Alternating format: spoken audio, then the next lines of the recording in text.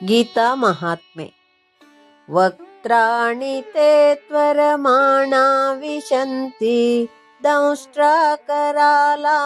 ಭಯಾನಕಾನಿ ಕೇಚಿದ್ವಿಲಗ್ನಾ ದಶನಾಂತರೇಷು ಸಂದೃಶ್ಯಂತೆ ಚೂರ್ಣಿತೈರುತ್ತಮಾಂಗೈಃ. ಕೋರೆ ಹಲ್ಲುಗಳಿರುವ ನಿನ್ನ ಆ ಭಯಾನಕ ಮುಖದ ಒಳಗೆ ಅತಿ ಅವಸರದಿಂದ ಎಲ್ಲರೂ ಪ್ರವೇಶಿಸುತ್ತಿದ್ದಾರೆ. ಹಲ್ಲುಗಳ ಸಂದಿನಲ್ಲಿ ಅವರ ತಲೆಗಳು ಸಿಕ್ಕಿಕೊಂಡು ನುಚ್ಚು ನೂರಾಗಿ ಹೋಗುತ್ತಿವೆ. ಮನುಷ್ಯ ಅಥವಾ ಪ್ರಾಣಿಯ ಬದುಕು ಒಂದು ಬಹುಮಹಡಿ ಕಟ್ಟಡದ ಮನೆಯಂತೆ. ಯಾವ ರೀತಿ ಮನೆಯ ಸುತ್ತಲಿನ 4 ಗೋಡೆಗಳು ಮನೆಯ ಯಜಮಾನನದಾಗಿರುವುದಿಲ್ಲವೋ, ಆದರೆ ಅದರಿಂದ ನಿರ್ಮಿತವಾದ ಖಾಲಿ ಸ್ಥಳ ಅವನದಾಗುವಂತೆ ಈ ದೇಹದಲ್ಲಿ ಇರುವ ಯಾವುದೂ ಅವನದಲ್ಲ. ಆದರೆ ಪಂಚಭೂತಗಳ ಸಹಾಯದಿಂದ ಉತ್ಪತ್ತಿಯಾದ ಶರೀರದ ಶಕ್ತಿಯಿಂದಾದ ವ್ಯಕ್ತಿತ್ವ ಮಾತ್ರ ತಾನು.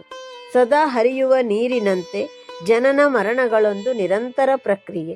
ಆಕಾಶದಿಂದ ಬಿದ್ದ ನೀರು ನದಿಯಾಗಿ ಹರಿದು ಸಮುದ್ರ ಸೇರಿ ಮತ್ತೆ ಆವಿಯಾಗಿ ಮಳೆ ಸುರಿಯುವಂತೆ ಜನನ ಮರಣಗಳು. ಮಳೆ ಬೀಳುವುದನ್ನು ಹಾಗೂ ನದಿಯಾಗಿ ಹರಿದು ಸಮುದ್ರ ಸೇರುವುದನ್ನು ಬರಿಗಣ್ಣಿನಿಂದ ನೋಡಬಹುದು. ಆದರೆ ಸಮುದ್ರದಿಂದ ಮೋಡವಾಗುವವರೆಗಿನ ಪ್ರಕ್ರಿಯೆ ಬರಿಗಣ್ಣಿಗೆ ಕಾಣಿಸದು. ಅದೇ ರೀತಿ ಮನುಷ್ಯನ ಹುಟ್ಟಿನಿಂದ ಸಾಯುವವರೆಗಿನ ಪ್ರಕ್ರಿಯೆ ನೋಡಬಹುದು. ಆದರೆ ಸಾವಿನ ನಂತರ ಮತ್ತೆ ಹುಟ್ಟುವವರೆಗಿನ ಪ್ರಕ್ರಿಯೆ ಕಾಣಿಸದು.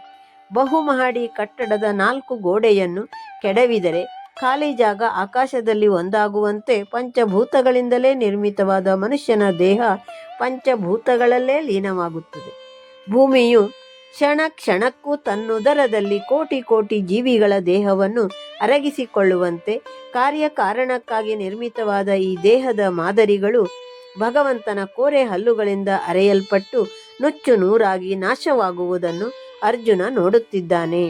ಹರಿ ಓಂ ತತ್ಸತ್.